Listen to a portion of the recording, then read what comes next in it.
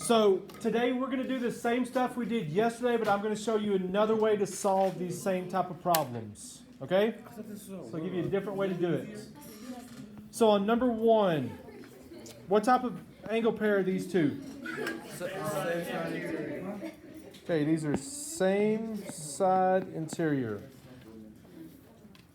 All right, now if the lines are parallel, and they are, okay, they're supplementary.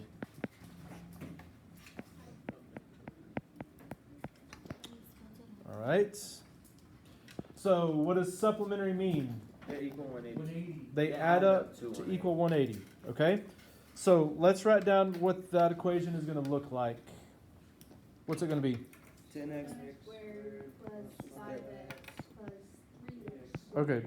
So good. 7x squared plus 5x plus 3x squared plus 25x. plus 25x equals 180.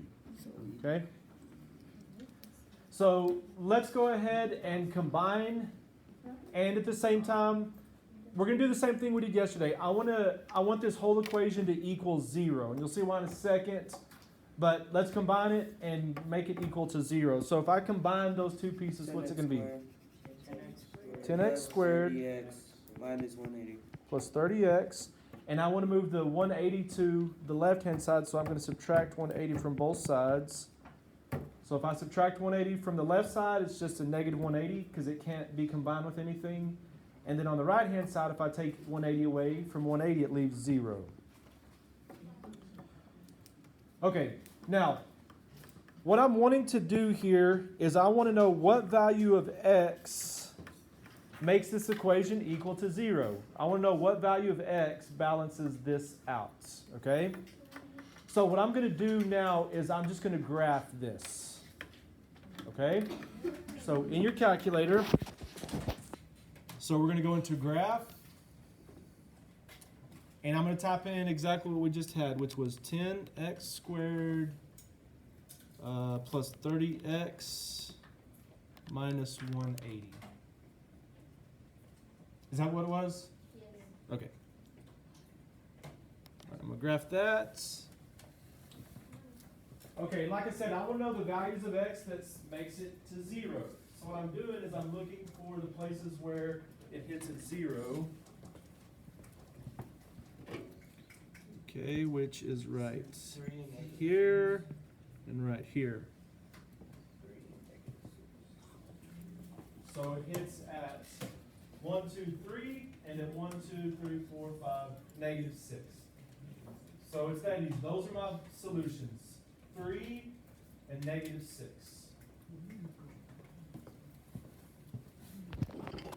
Wow, that's so much easier.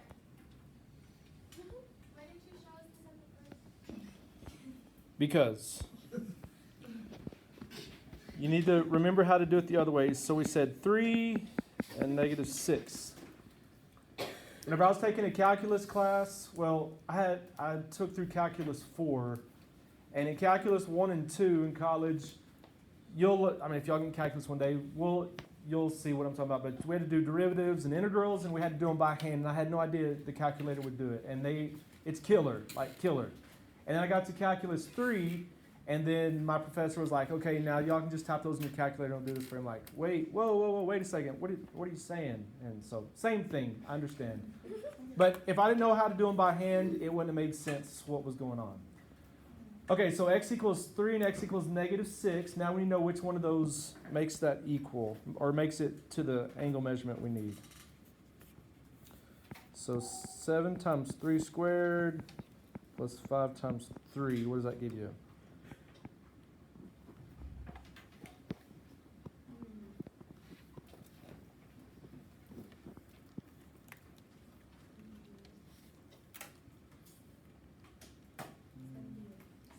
$78. 78. Does that look reasonable? That looks reasonable to me, but let's check and make sure on this negative 6. So 7 times negative 6 squared plus 5 times negative 6. Is what? 267. Is that reasonable? No. So it's not that one. It's going to be the 3. So x equals 3. is the one we want. And so that angle up there is 78 degrees. And so how big is the other angle? It's 102. Do we have to do both of them? Yes.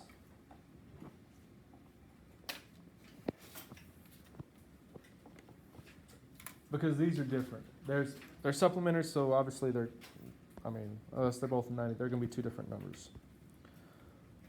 Okay, number 2, what type of angle pair are these? Alternative exterior. They're alternate exterior. If the lines are parallel, what do we know about these? They're congruent. They're congruent, so that means they're equal.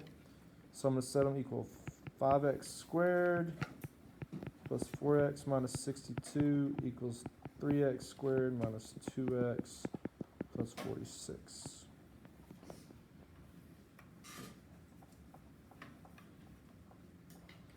Okay, so I want to do the same thing here. I want to get this equation equal to 0. And I need to combine like terms. So I'm going to move everything, get it together, and I'm going to do this all just in one shot. I'm going to subtract 3x squared from both sides. I'm going to add 2x to both sides. And I'm going to subtract 46 from both sides. That zeros, that zeros, that zeros. So 0 plus 0 plus 0 is 0 on this side. On the left-hand side, 5x squared minus 3x squared is what? 2x squared, 4x plus 2x, 6x, and then negative 62 minus 46, negative 108. Okay, then I'm going to do the same thing from there. All right.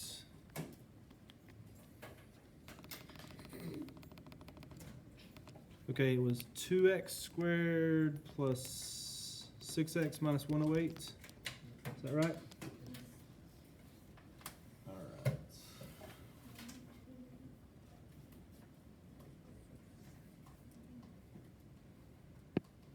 So at 1, 2, 3, 4, 5, 6, and at negative 1, 2, 3, 4, 5, 6, 7, 8, 9.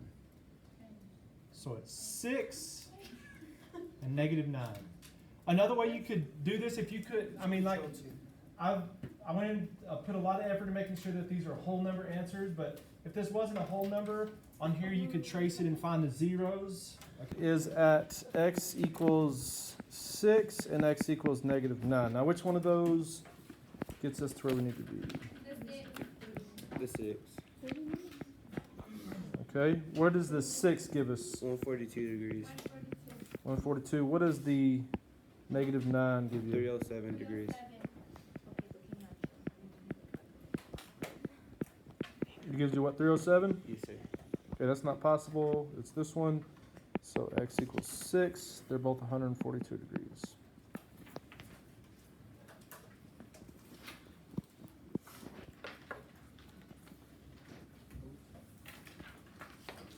Okay, on the back. So, what type of angles are the ones on the left-hand side there? Corresponding. They're corresponding. So, what do we know about those? Congruent. They're congruent. Okay, the group on the right, what are those? Alternate exterior. What do I know about those if the lines are parallel? And they are. They are congruent also. Okay, so we're gonna have two equations here. Let's talk about the one on the left-hand side. What's it gonna look like?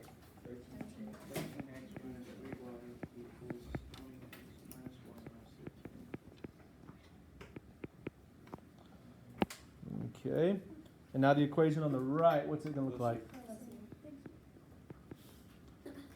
15x minus 2y plus 11 equals 16x minus 4y.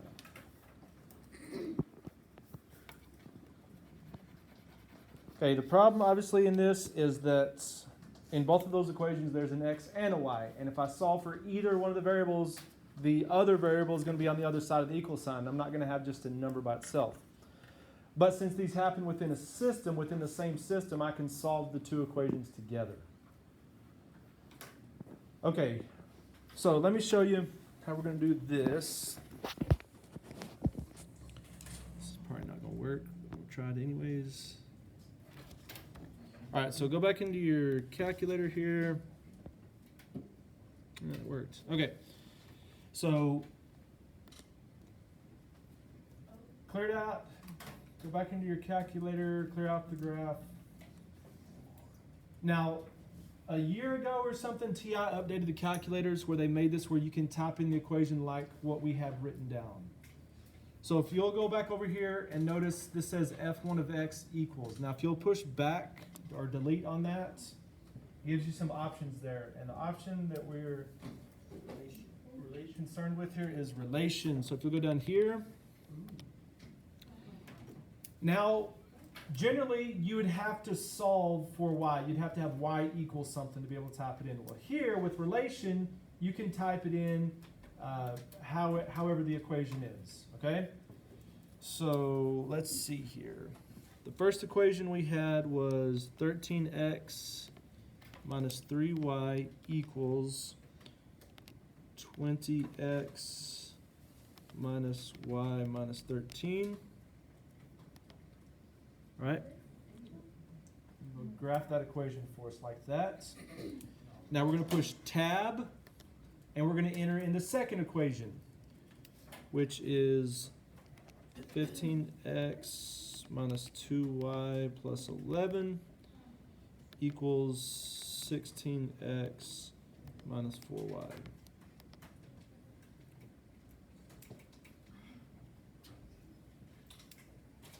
All right, and the solution to the system is where? When they intersect. It's where the two lines intersect each other. Okay? And so where do these two lines intersect? 3, 4. 1, 2, 3. 1, 2, 3, 4. I'm pretty sure you can get something like an intersection or something like that.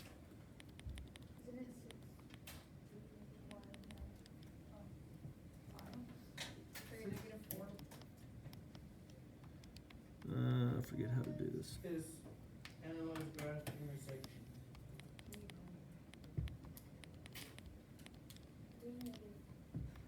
Intersection. Dang it. Sorry. Yeah. Oh, I did integral. Yeah. Okay. Is 3 common negative. So right there. There you go. The intersection is at 3, negative 4. That's the solution. That's where they're constrained. That's where the two equations meet up, and that's what makes both equations balance out. So x equals 3 and y equals negative. Yes, so, yep.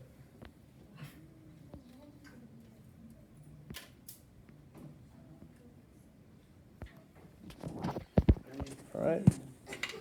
So x equals 3, and y equals negative 4.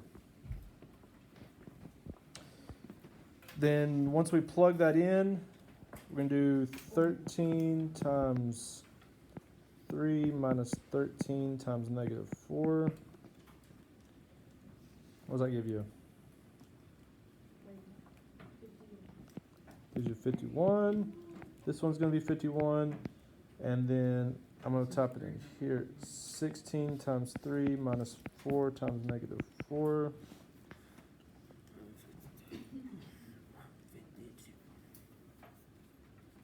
What does that give you? 2.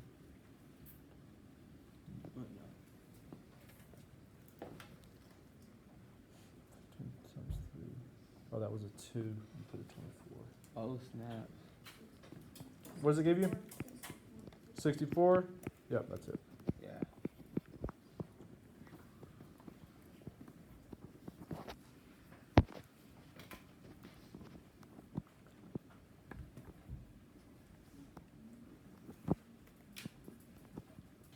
Okay, this last thing, we're going to look at just a quick little proof here. So remember we introduced these two column proofs to you when we did algebraic proofs. Oh, snap. So what is it that we put on the first line of a proof here? The given. Okay, what it is that's given, which they already wrote that. So what are we going to put underneath this statement? So what is it?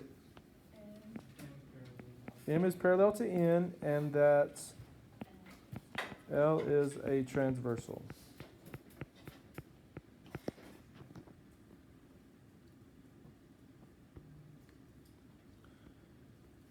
Okay, so we know that's true because it's given. So let's go over here and look at the picture and see if that's already marked.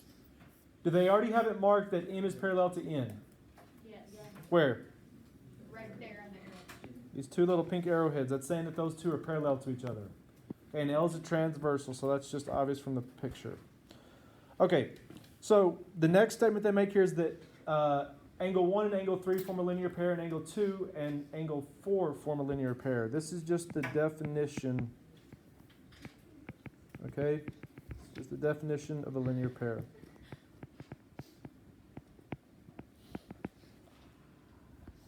That's just what it is. 1 and 3 are a linear pair.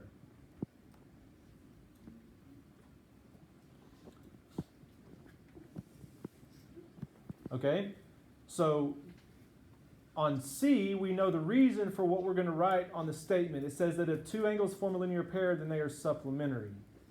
So what angles are supplementary based off of the fact that 1 and 3 are linear and 2 and 4 are linear? It's just simple logic here. So angle 1 and angle 3 are supplementary. It's the same thing. Right, it's just taking these steps in logic. So 1 and 3 are supplementary, and angle 2 and angle 4 are supplementary because they're linear paired.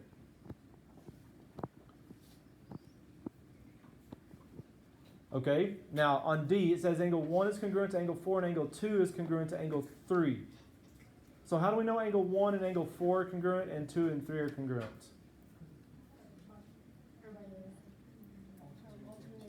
Good, because of alternate interior angles, and I haven't talked too much about it yet, but there's an alternate interior angles theorem that says that.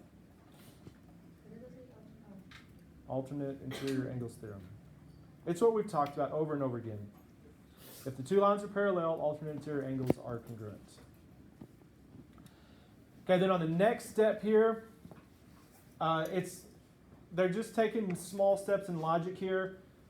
It basically follows exactly from D, and it may seem like it's splitting hairs, but they're saying if 1 and 4 are congruent, then the measurement of the angles are congruent. Okay, so now, what is it that we were trying to prove? 1 and 2 are supplementary, and 3 and 4. Okay, so angle 1 and angle 2 are supplementary, and then angle 3 and angle 4 are supplementary.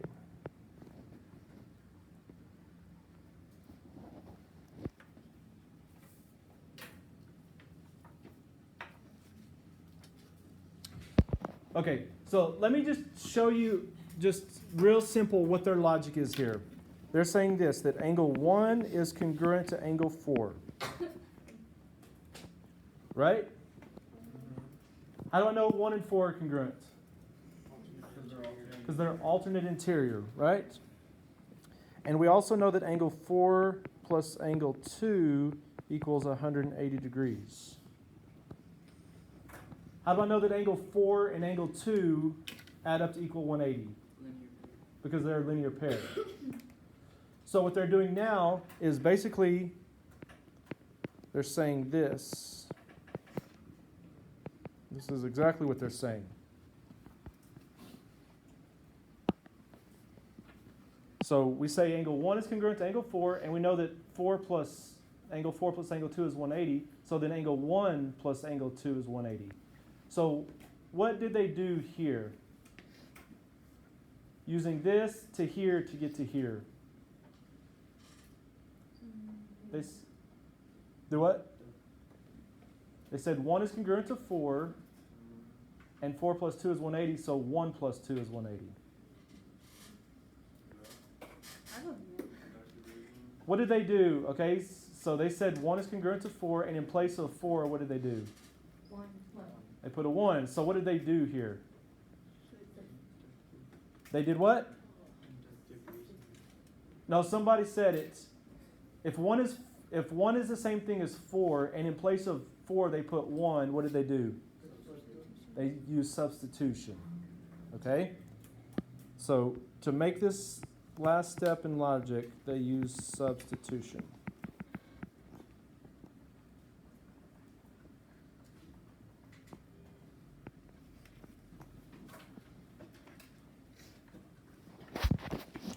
All right.